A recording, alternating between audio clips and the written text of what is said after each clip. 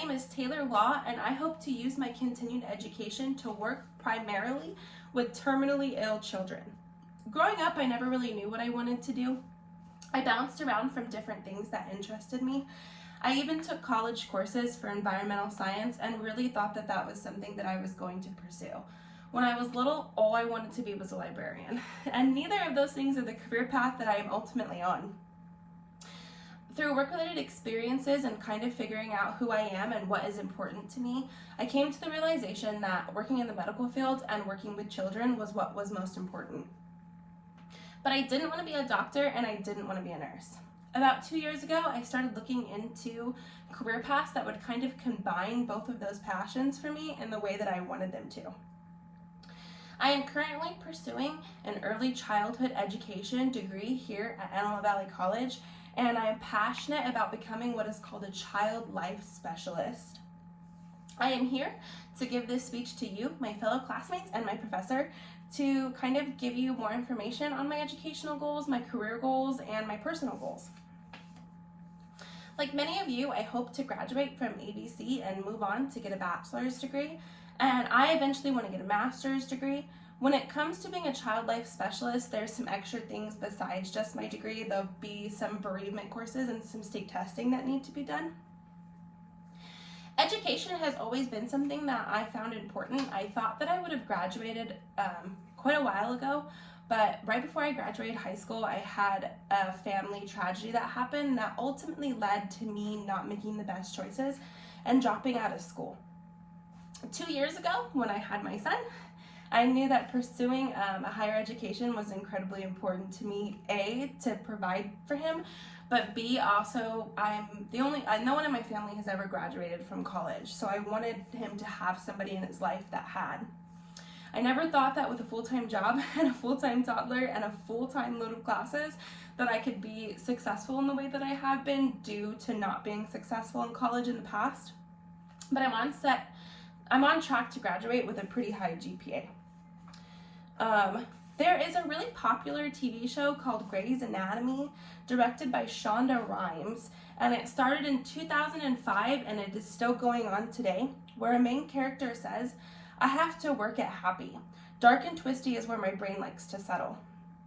So I can use some reminders of what is good in this world. For me, nothing does that like the face and soul of my tiny humans. I think for me, my son really does that. He has changed my outlook on life, and I ultimately have him to thank for pursuing my higher education. While pursuing a degree is my goal thanks to my son, my career path can kind of come off as dark and twisty.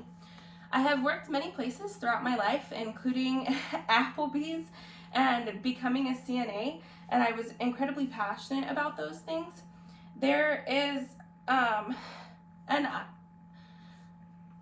that ultimately led to me finding child life specialist, which could allow me, again, to kind of combine both of those passions for me. There is a book that ultimately became a movie, but this is from the book called My Sister's Keeper, and it's written by Jodi Picoult. I'm definitely butchering her name. It was published in 2004, where she says, "Extraordinary things hide in places people never think to look."